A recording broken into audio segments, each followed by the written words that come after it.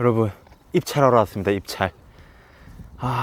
진짜 조사 열심히 했는데 낙찰 됐으면 좋겠네요. 지금 고프로를 챙겨야 되는데 못 챙겨와서 많이 흔들립니다. 양해 부탁드리고, 자, 입찰 끝내고 결과가 어떻든 간에 수긍하고 돌아가야 되는데, 일단 오는데 지금 2시간 넘게 걸렸거든요. 그냥 돌아가는 일이 없었으면 좋겠네요. 진짜 덥습니다. 자, 입찰하고 다시 한번 찍을게요. 여러분, 지금 입찰 끝났는데 지금 시간이 1시 반이거든요. 들어갈 때 더운데 나오니까 더 덥네. 제가 딱 물건이 마지막이었어요. 마지막이었고, 사람들 앞에 워낙 많이 그걸 하는 거예요. 그러니까 뭐 이전 물건이 많았던 거죠. 그래서 시간이 너무 걸려가지고 심장이 막 터질라는 거야. 이 긴장감을 가지고 11시 10분이 시작이잖아요. 11시 이제 1시 반까지 하니까 거의 뭐 2시간 넘게 있었죠. 2시 한 20분 정도, 2시간 20분 정도 있었는데, 마지막에 딱 제 물건을 부르는 거예요. 2023 타경 35054번 해서 딱 7명이 입찰을 했더라고요. 이제 제일 높은 가격이 1억 8,390 얼마고, 2순위가 1억 7,800. 그래서 1등과 2등이 600만 원 차이가 났거든요. 근데 이제 제가 이제 얼마 썼는지 궁금하잖아요. 궁금하시죠? 얼마 썼게요? 1억 8,300을 쓰고 당당하게 낙찰 받았습니다. 자, 이제 낙찰 받았고, 지금 예상 수익은 아무 하자가 없다고 가정할 경우에 한 2천만 원 정도인데, 실제 그 정도 나오는지 이제 체크하러 가야 되고, 자, 이제 낙찰 받았으니까 집까지 찾아가서 이제 정보들을 한번 쭉 뽑아 보도록 하겠습니다. 이제 명도 관련해 가지고 진행하는 것들 한번 내용을 뽑아 보자고요. 그러면은 이제 아파트 가서 뵙겠습니다. 바이바이. 축하해. 축하. 네, 제가 이제 낙찰 받은 거 축하해. 응? 낙찰 받아왔습니다. 요거를 너무 얘기를 전달하고 싶었는데, 여러분도 그 전에 영상 보시면은 앞에서 제가 들고 그 낙찰 받았던 그 영수증을 같이 보여드렸었는데, 가격 차이가 지금 보면은 얼마에 낙찰 받은 거야? 제가 1억 8,392만 원이거든요. 보면은 이게 차이가 한 600만 원 정도가 나요. 작지는 않은데. 여기서 내가 해주고 싶은 얘기는 예. 차순위하고 얼마 차이로 낙찰 받았다. 이거 자체가 무의미해. 그죠. 그거 신경 쓰지 마. 그거 신경 쓰지 말고 너가 낙찰 받은 금액과 너가 지금 이제 매도를 할 수 있는 금액이 얼마 정도의 차익이 나고, 그 차익만큼의 나는 수익률이 나한테 만족되는 수익률인지 그것만 계산하면 돼. 그죠. 그게 차순위하고 나하고 뭐 100만 원 차이가 나든 5만 원 차이가 나든 뭐 1000만 원 차이가 나든 그건 아무 상관이 없는 거야.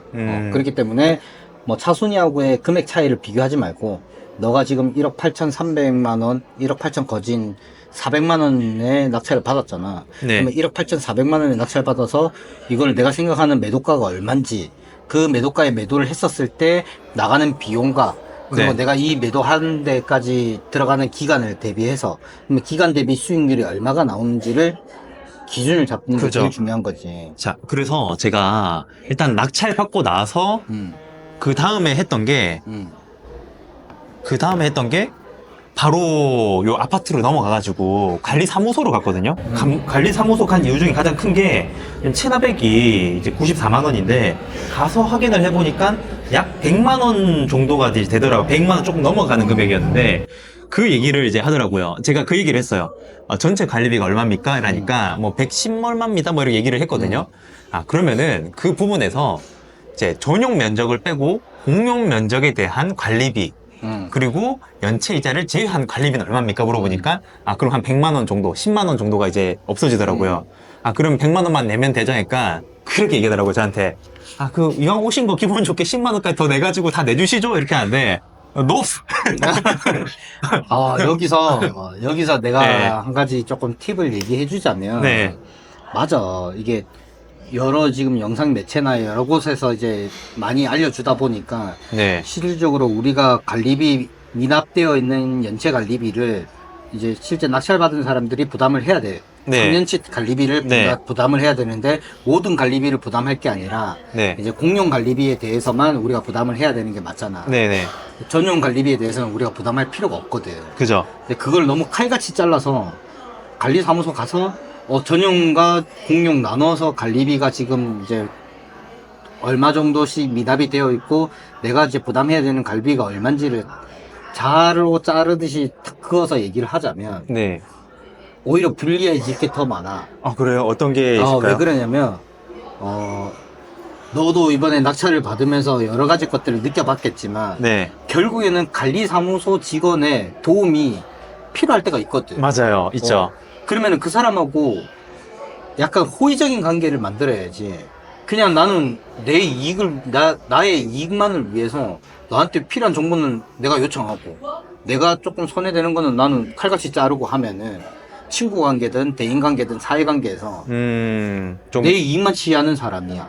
그 사람하고 가깝게 지내고 싶다? 아니잖아. 네. 관리 사무실도 마찬가지야. 그 사람들도 그 미납된 관리비를 받아야 되는 이제 입장인 사람들인데. 네네. 네. 그래서 나는 솔직히 얘기해서 뭐 정말로 3년치 미납 관리비가 몇백만 원이고, 그리고 그게 1,000만 원까지 가고 1,000만 원이 넘어가고, 그래서 공용과 면적을, 그러니까 공용과 전용 면적을 나눠가지고 분리를 시켰음에도 불구하고 뭐 전용 면적의 미납 관리비가 몇백만 원, 뭐 1, 200만 원 아니면 300만 원, 500만 원이 넘어가는 거면 내가 부담할 필요가 없는 돈이지. 네, 그죠. 그런 것들은 관리실에서도 인정을 할 거란 말이야. 그렇지만 내가 이제 전체 미납 관리비가 한 100만 원 선이고 공용과 전용을 나눴을 때 내가 만약에 뭐 공용이 80만 원이고 전용이 한 2, 30만 원 정도 밀려 있다라고 하면 나는 그 2, 30만 원 내가 부담해. 그래요?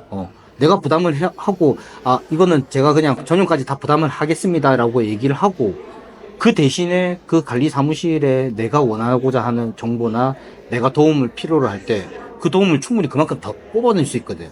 전 점유자하고의 연락 관계라든지, 명도 관련해서라든지, 명도가 아닌 다른 입장에서, 명도 끝나고 나서 집안을 봤는데 집이 개판이야. 집이 개판이면은 인테리어 해야 될 거 아니야.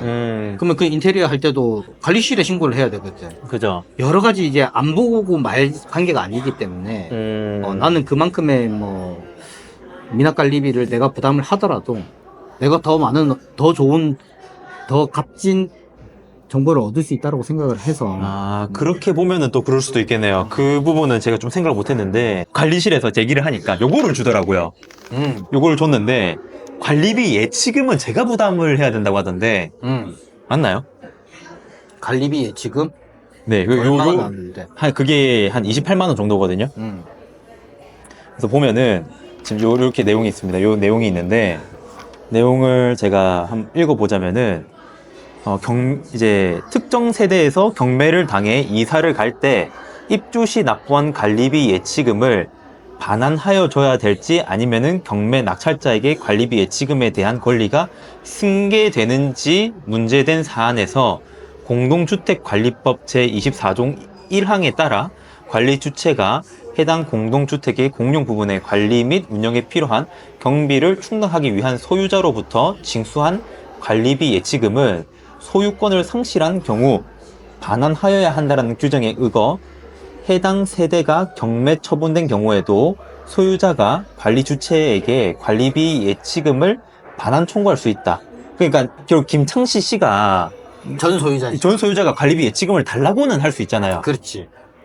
이 경우 관리비 예치금 소유자에게 반환한 경우에는 경매 낙찰자인 새로운 소유자에게 관리비 예치금을 받아야 한다.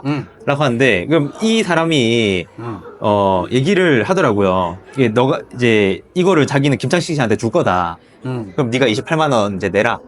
라는 얘기인데, 맞나요?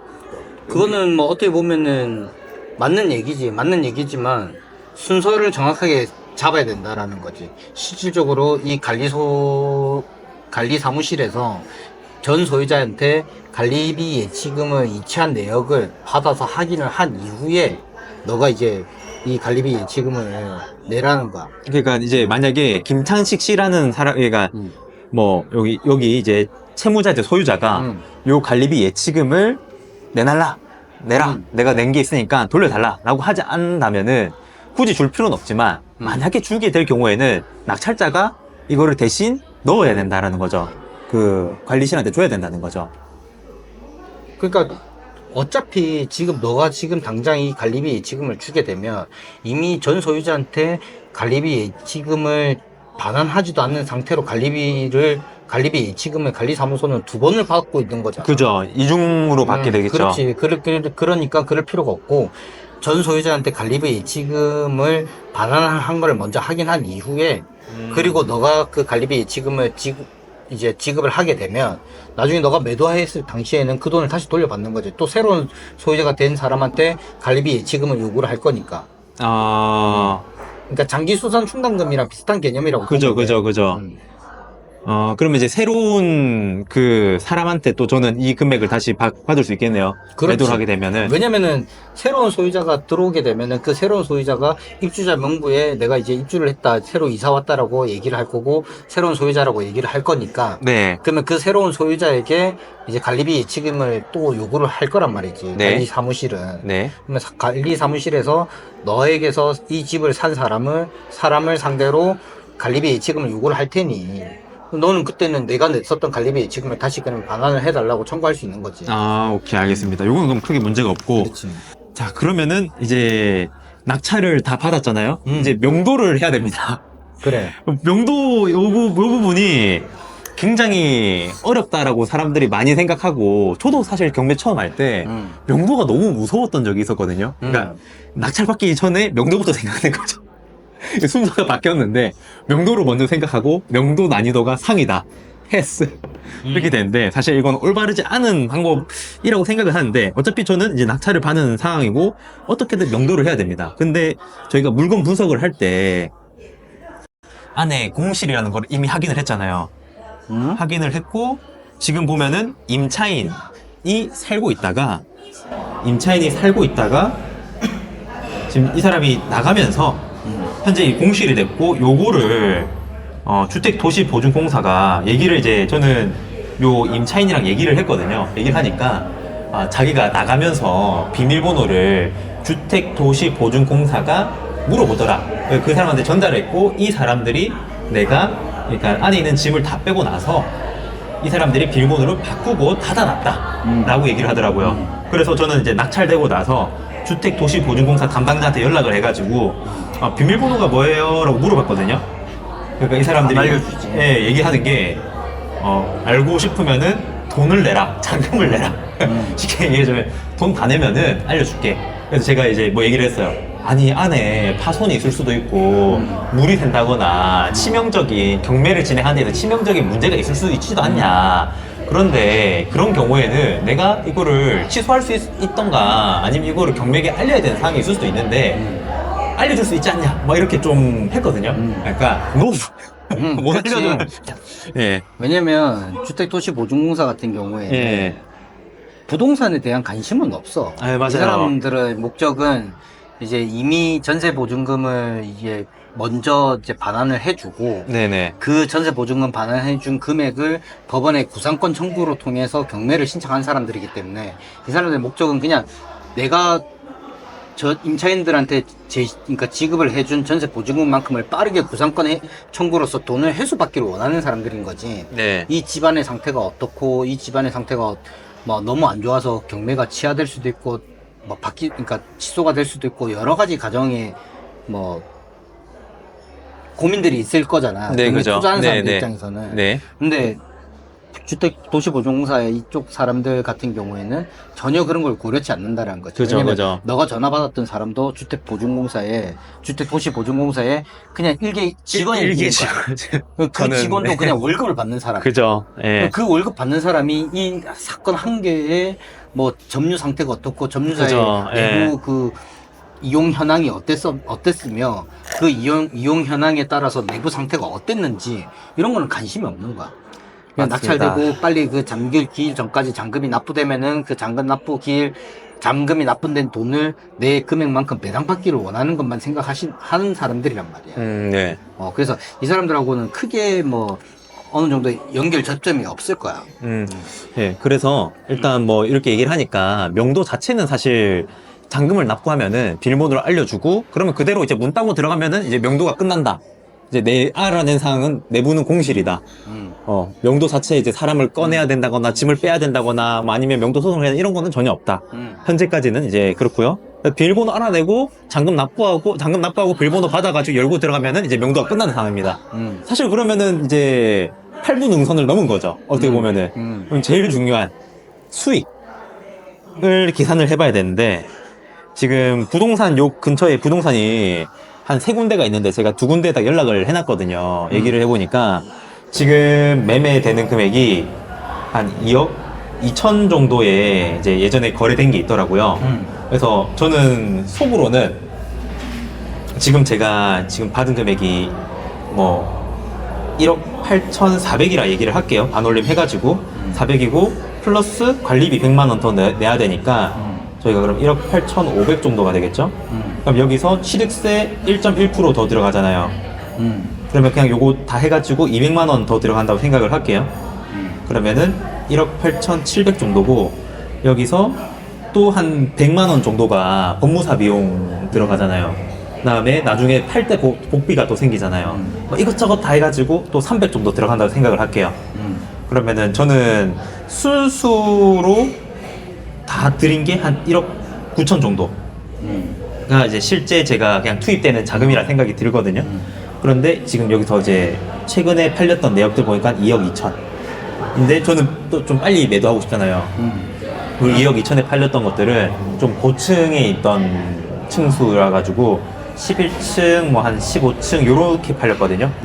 그럼 저는 이제 요 6층이니까 5층이니까 그까지 감안을 한다면은 뭐 한 2억 1,500이나 또는 더 미치면 2억 1,000 정도나 이렇게 생각을 하면은 여기서 남는 수익이 한 뭐 2,000에서 2,500 사이 맞죠?